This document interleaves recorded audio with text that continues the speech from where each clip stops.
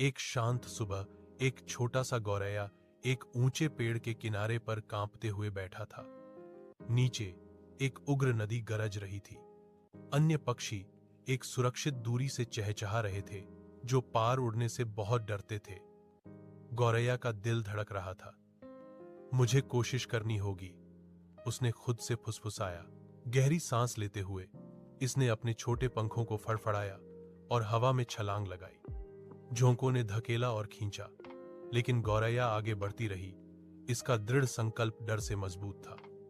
बीच में संदेह की एक लहर उस पर छा गई। मैं नहीं कर सकता, मैं गिर सकता हूं।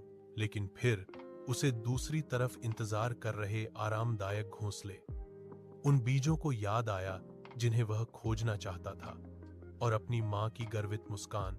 एक आखिरी धक्का के साथ गौरैया नदी के पार उड़ गई।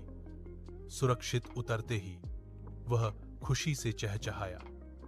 अन्य पक्षी विस्मय में देख रहे थे। अगर एक छोटी सी गौरैया अपने डर का सामना कर सकती है, वे फुसफुसाए, तो हम भी कर सकते हैं। उस दिन से छोटी गौरैया साहस का प्रतीक बन गई, सभी को दिखाते हुए कि बहादुरी आकार के बारे में नहीं है, यह दिल के बारे में है।